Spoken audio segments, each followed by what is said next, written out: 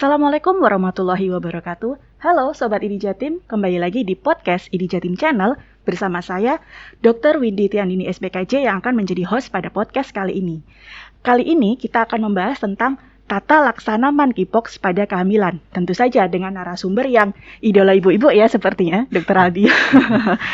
Setelah hadir bersama kita, Dr. Muhammad Ilham Aldika Akbar, spesialis obstetri dan ginekologi, subspesialis feto maternal, atau yang akrab disapa Dr. Aldi, nggih, Dok? Iya, betul. Beliau adalah staf pengajar di Departemen Obstetri Ginekologi Fakultas Kedokteran Universitas Airlangga dan juga dokter di Rumah Sakit Universitas Airlangga, nggih, Dok? Betul. Alhamdulillah. Sehat ya, Dok? Alhamdulillah sehat, Dr. Windy. Alhamdulillah. Senang sekali saya bisa menjadi host pada podcast kali ini karena ilmunya sangat bagus sekali di tengah monkeypox ya, Dok ya. Kita di tengah monkeypox dan juga COVID ya, Dok. Betul. Baik, kita fokus pada tata laksana monkeypox di era pada ibu hamil ya, Dok. Sebagai pertanyaan pembuka nih, Dok. Apakah kita atau ibu-ibu hamil perlu khawatir tentang monkeypox ini? Ya, terima kasih Dr. Windy. Assalamualaikum warahmatullahi wabarakatuh. Terima kasih atas kesempatan yang diberikan pada saya untuk hadir di podcast IDI Jatim ini. Jadi kalau ditanyakan apakah monkeypox ini perlu dikhawatirkan, sebenarnya jawabannya bisa iya dan tidak ya. Jadi karena sebenarnya penyebarannya monkeypox ini tidak semasif daripada COVID ya. Kita lihat kalau COVID itu begitu masif penyebarannya. Tapi masalahnya jika terinfeksi monkeypox ini tampaknya cukup berat untuk ibu hamil dan khususnya pada janinnya, pada janinnya. Nah, untungnya sampai sekarang memang kasusnya belum banyak. Bahkan dari laporan-laporan kasus sendiri masih sangat terbatas sekali untuk ibu hamil yang terkena ya. Bahkan di Indonesia sendiri kan kasusnya baru satu ya kalau nggak salah. Baru satu kasus yang di monkeypox ya. Dan kita masih nunggu laporan-laporan lain dan belum ada yang dari ibu hamil, Dr. Windy. Oke, baik. Berarti kita tetap harus khawatir ya, Dok ya? Tetap harus waspada, betul. Baik. Nah, kemudian Dok, bagaimana sih cara kita ya, masyarakat awam dan mungkin tenaga kesehatan lainnya, terutama yang di daerah perifer atau di puskesmas, itu mengetahui bahwa seseorang, terutama ibu hamil ini terkena monkeypox, mungkin gejalanya gitu, Dok? Iya, betul. Terima kasih, Dr. Windy. Jadi sebenarnya gejala monkeypox pada ibu hamil itu tidak jauh berbeda dengan pada wanita yang tidak hamil sebenarnya ya. Jadi kalau kita ulas lagi, mungkin ya pertama memang ada kontak dulu ya dengan orang yang terinfeksi cacar monyet ini atau monkeypox ini, dan kemudian akan ada masa inkubasi kira-kira 5 sampai 21 hari. Nah, setelah inkubasi itu baru akan muncul gejala-gejala yang umum ketika ada infeksi virus ya. Jadi misalnya gejala demam, berkeringat, nyeri kepala, nyeri otot, kemudian adanya kelelahan, itu khas pada infeksi virus. Nah, nanti setelah 1-3 hari kemudian baru yang khas muncul, yaitu berupa erupsi pada kulit, yaitu munculnya utamanya pada wajah ya, dan kemudian pada ekstremitas bisa kemerahan, ada bintil-bintil kemerahan, ada bercak merah, ada bintil yang berisi cairan ya seperti itu, bahkan sampai berisi nanah juga bisa, sampai akhirnya bisa pecah. Nah, itu adalah tanda-tanda monkeypox ya, terutama memang paling banyak 95% di wajah ya, Dr. Windy. Jadi ruam itu di wajah yang benar-benar paling dominan kalau pada monkeypox ini. Berarti memang berbeda ya dengan cacar air pada anak-anak yang sering kali terjadi. Betul. Khasnya lesi atau luka ya, kayak kopeng gitu, Dok? Iya, betul. Seperti kopeng gitu yang nanti akan mengelupas ya, seperti itu. Dan kebanyakan di daerah wajah ya. 95% ya dari literatur dikatakan di daerah wajah ya untuk anunya. Baik ya. Kemudian bagaimana sih, Dok, seorang ibu hamil itu bisa terkena monkeypox padahal mungkin dia cuma ada di rumah aja gitu, Dok? Ya. Jadi memang penyebaran monkeypox ini sebenarnya sama ya dengan COVID ya, tapi COVID itu kan dominan pada respirator ya, dari saluran nafas, dari droplet atau bercak droplet yang kita keluarkan ketika kita berbicara ya. Tapi kalau monkeypox ini tampaknya lebih dominan dari kontak dengan lesi atau dengan lukanya dari orang-orang yang terinfeksi, kemudian dari cairan tubuh dari orang-orang yang terinfeksi tersebut, atau bisa juga bahan-bahan yang terkontaminasi, misalnya dari pakaiannya atau dari peralatan makan, itu yang bisa, dan juga dari hubungan seksual ya. Dan awalnya kan kita ketahui bahwa monkeypox ini lebih dominan tampaknya dari hubungan seksual. Nah, kemudian baru yang risiko paling rendah pada ini dari droplet tadi, droplet. Baik, jadi sebetulnya walaupun ibu hamil itu tetap ada di rumah saja, tetap bisa berpotensi untuk kena monkeypox ya dok? Sebenarnya relatif lebih kecil ya risikonya ya. Kalau tidak ada orang yang sakit di rumah tersebut. Jadi memang berbeda dengan COVID. Kita bisa kena COVID kalau kita misalnya bertemu ngobrol tanpa masker, kita bisa langsung tertular. Tapi kalau monkeypox ini harus ada kontak yang lebih erat ya kayaknya ya. Jadi lebih relatif tidak semasif ini COVID jadinya penyebarannya. Jadi kalau misalnya ibu itu di rumah terus, di rumah tidak ada yang terinfeksi ya insya Allah aman gitu loh. Insya Allah aman ya dok. Aman, betul. Baik. Nah kemudian kalau semisal aman nggak sih di tengah ya tadi penyebarannya tidak semasif COVID, tapi bila memang nanti kayak namanya juga misalnya takdir ya dok ya ketemu yang ini terinfeksi monkeypox, dia masih dalam masa inkubasi misalnya. Nah aman nggak ibu hamil ini melakukan perjalanan atau melakukan pemeriksaan kandungan misalnya antenatal care gitu dok dengan resiko adanya monkeypox ini? Nah begini, jadi ini kita mempertimbangkan untung ruginya ya. Nah jadi kalau kita tidak melakukan antenatal care itu malah kerugiannya jauh lebih besar karena komplikasi kita tidak bisa mengontrol kehamilannya, kita tidak bisa mendeteksi dini komplikasi yang muncul pada padahal antenatal care itu sudah sangat wajib ya sekarang, bahkan di WHO disarankan minimal 8 kali ya. Kita sudah, kalau kita hanya 4 kali ya, saat ini Kemenkes sudah menyarankan minimal 6 kali selama kehamilan. Nah, jadi itu relatif tetap harus diutamakan pada ibu hamil. Kecuali memang saat ini terjadi wabah yang masif di Indonesia, monkeypox, mungkin untuk kasus-kasus tertentu pada kondisi kegawatan ya ibu tetap harus kontrol untuk ibu hamil tetap harus kontrol ke rumah sakit ya dengan perlindungan, yaitu dengan misalnya menggunakan masker, kemudian menggunakan pakaian yang panjang. Jadi kan meminimalisasi kontak ya, risiko kontak dengan orang yang terinfeksi seperti itu. Baik, jadi memang tetap wajib ya dok ya melakukan pemeriksaan kandungan minimal 6 kali. Baik, walaupun kita masih dalam era pandemi COVID dan juga ada gempuran dari monkeypox gitu. Baik, selanjutnya dok, ini yang saya rasa mungkin ibu-ibu juga pasti akan bertanya gitu ya. Waduh, saya mulai muncul ada kopeng nih di wajah, ada luka seperti saya mikir saya monkeypox gitu ya dok Aldi ya. Tapi apakah memang saya harus melakukan pemeriksaan PCR, itu apakah wajib gitu kan? Males ya dok ya, kadang-kadang hidungnya disogro gitu dok. Betul, jadi kalau ini tadi bedanya dengan COVID ya. Kalau COVID kan kita ngambilnya di hidung, kemudian ditusuk di tenggorokan ya. Kalau monkeypox itu dari lukanya, kita mengambil sampelnya dari lukanya tadi, luka terbuka, ada luka yang sudah jadi keropeng tadi, ada yang keluar nanah, itu yang kita ambil dari sana. Bisa juga memang dari tenggorokan atau hidung kalau memang ada gejala saluran pernapasan, tapi lebih dominan kita dari lukanya, dokter Indi. Jadi memang diagnosis pastinya dengan PCR, dengan pemeriksaan PCR juga sama seperti COVID jadinya ya. Gitu. Jadi walaupun meskipun sudah ada tanda dan gejala yang memang arahnya ke monkeypox, tetap ya dok ya pemeriksaan pastinya PCR, tapi di luka gitu ya dok ya. Iya, kecuali kalau memang ada demam, ada nyeri tenggorokan, nah itu kita bisa lewat darah sama lewat swab tenggorokan juga seperti itu. Oh gitu dok. Jadi tergantung lokasinya dia di mana, keluarnya di mana ya. Baik, jadi kayak lukanya itu dikerok gitu dok? Iya, dikerok terus kemudian dikirim ke laboratorium untuk pemeriksaannya. Baik dok, jadi memang tata laksana pemeriksaannya alatnya sama, cuma metodenya beda dengan COVID ya dok ya. Mungkin itu nanti kira-kira seperti itu. Baik dokter. Nah ini nih yang saya juga bertanya-tanya nih dok, seberapa jauh sih dok dampak monkeypox-nya terhadap ibu hamil dan terhadap janin yang dia kandung, dan mungkin nggak ibu hamil itu menularkan kepada janinnya tentang monkeypox ini dok? Iya, terima kasih dokter Windy. Jadi sampai saat ini ya, kalau kita cari literatur laporan kasus mengenai monkeypox pada ibu hamil itu baru ada 5 kasus saja, 5 kasus kehamilan dengan jadi masih sangat sedikit sih, masih sangat sedikit. Saya belum tahu yang terbaru ya, tapi sejauh yang saya ketahui baru hanya 5 kasus dan alhamdulillah ibunya sih selamat semua ya. Jadi berbeda dengan COVID yang ibunya bisa sampai meninggal ibu hamil. Kalau pada monkeypox relatif lebih, dalam tanda kutip ya, lebih ringan ya dibandingkan dengan COVID. Jadi ibunya survive semua, tapi tampaknya dampak ke bayinya ini yang cukup berat ya. Jadi dari 5 kasus itu hanya 1 yang bisa lahir hidup bayinya.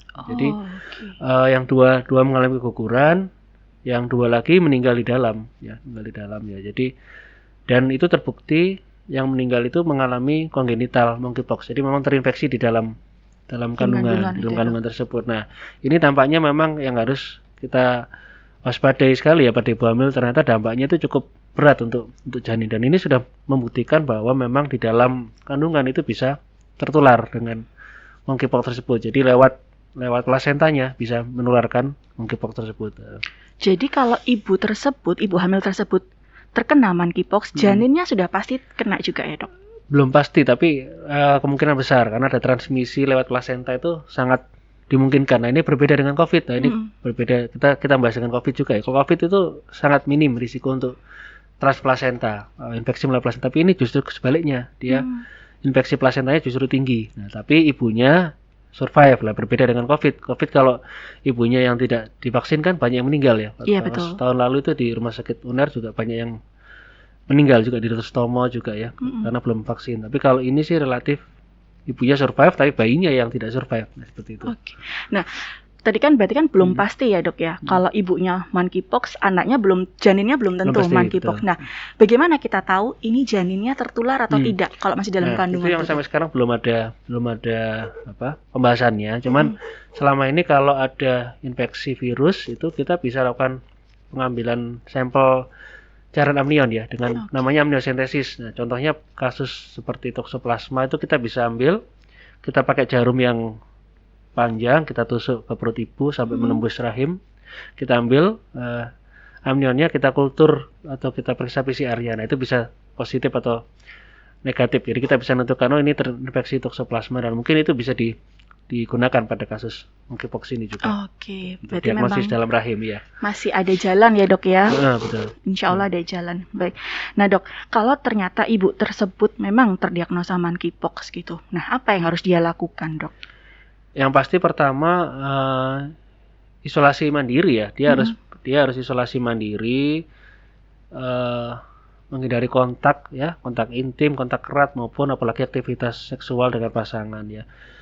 Isolasi itu kira-kira sampai 21 hari tadi, atau sampai ada gejala dia sembuh ya. Jadi lesi-lesinya sudah sembuh, kropeng-kropengnya itu sudah rontok, sudah hilang semua ya.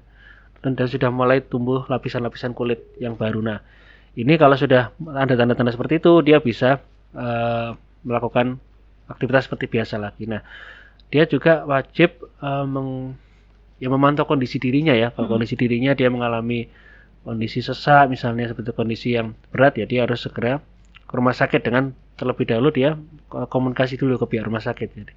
Dan juga misalnya dia harus keluar ke rumah sakit, dia juga meminimalisir penularan ya, dia pakai masker, dia menggunakan pakaian yang panjang ya, supaya lesi-lesi itu tertutup. Kalau di wajah ya dia misalnya pakai kacamata, pakai itu, jadi menutup kemungkinan untuk penyebarannya. Nah, selain itu pada ibu hamil kalau isolasi mandiri tentu saja dia harus mantau kondisi janinnya kan, Dok. Betul, ya. Kondisi janinnya itu dia dengan cara paling mudah menghitung gerakan janinnya sebenarnya itu yang kita ajarkan, termasuk pada waktu isolasi mandiri COVID ya. Dia memantau gerakan janinnya apakah tetap aktif atau tidak. Begitu ada gerakan janin terasa berkurang atau kurang aktif, dia harus segera ke rumah sakit untuk memeriksakan kondisi janinnya.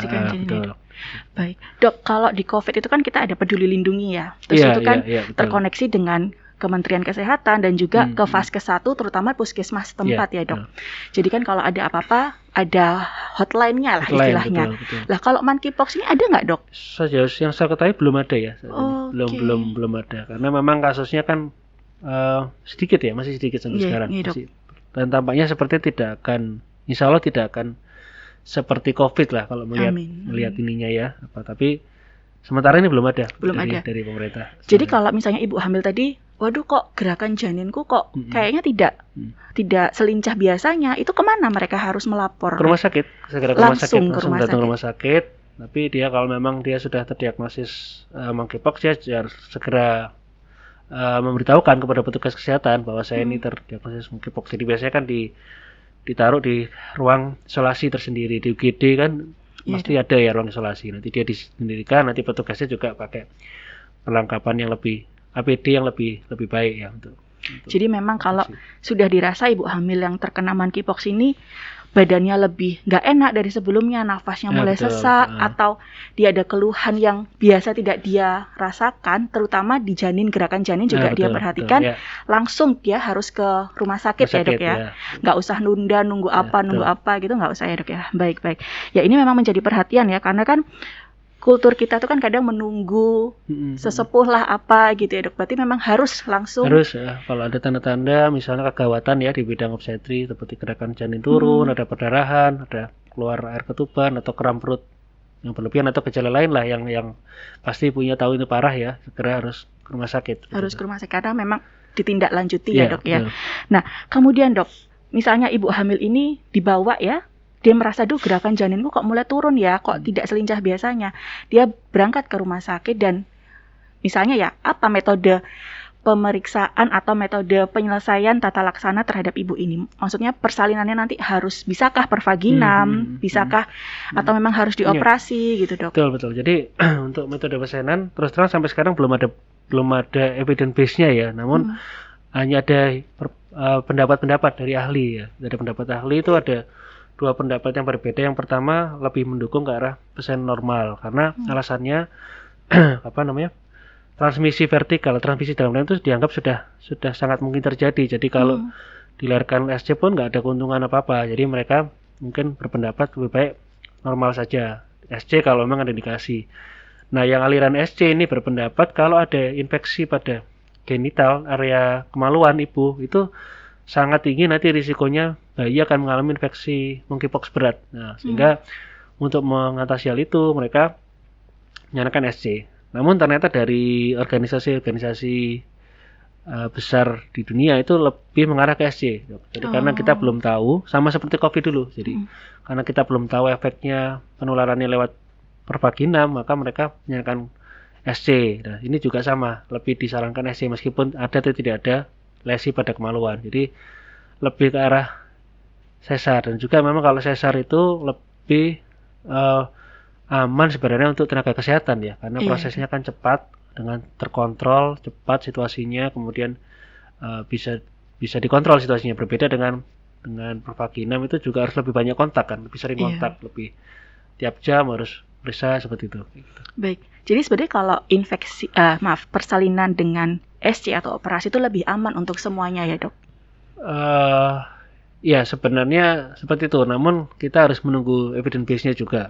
Nah seperti COVID kan akhirnya bergeser kan, setelah ada evidence base ternyata penularan tidak jauh berbeda dengan pervaginam. Akhirnya kita sekarang kan COVID pervaginam seperti itu. Kalau dulu awal-awal kan SC. Nah mungkin ini kita juga menunggu evidence base-nya seperti apa nanti ke depan. Oke, dok tadi dikatakan menghindari janinnya terinfeksi monkeypox berat ya dok. Itu maksudnya seperti apa dok?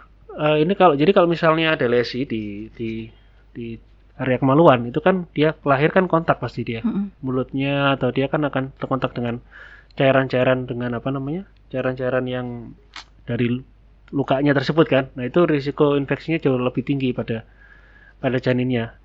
Karena kan kita belum tahu janin ini sudah terinfeksi apa tidak, kan kita belum tahu statusnya kan. Jadi karena kita nggak periksa kan ya seperti itu. Jadi memang kenapa pervaginam dan kenapa SC itu ada pertimbangan masing-masing ya dok. Betul. Berarti kita melihat kondisi dari ibu dan janinnya. Janinnya betul. Baik, siap dok. Nah ini kan kemarin saya baca memang akan dilaksanakan vaksin untuk monkeypox ya dok, terkait monkeypox. Nah untuk ibu hamil sendiri nih bagaimana dok vaksinnya? Ya vaksin ini jadi vaksin ini kan monkeypox ini kan keluarga dari smallpox ya. Smallpox itu dulu itu kan sudah ada ya vaksinasi untuk cacar ini kan, tapi mungkin tahun berapa ya, tahun 80-an sudah di stop ya. Jadi stop, kita mungkin saya juga gak alami itu, nggak dapat vaksin itu. Nah, jadi sebenarnya kalau yang orang-orang yang sudah pernah mendapatkan vaksinasi smallpox ini ada pelindungan parsial terhadap monkeypox, karena kan satu keluarga, tapi namun kan tetap perlu booster. Nah orang-orang yang nggak pernah sama sekali dapat vaksin ini yang rawan kan. Nah, saat ini memang baru ada dua jenis vaksin monkeypox yang tersedia. Nah yang satu itu namanya ACAM 2000, itu tidak boleh untuk ibu hamil karena dia vaksin hidup ya, dari virus hidup. Nah, itu prinsipnya pada ibu hamil tidak boleh mendapat vaksinasi virus hidup. Nah yang satunya dia tidak hidup ya, sintetik ya. Cuman sekali lagi belum ada data pada kehamilan, datanya belum cukup, jadi belum disarankan untuk vaksinasi monkeypox ini.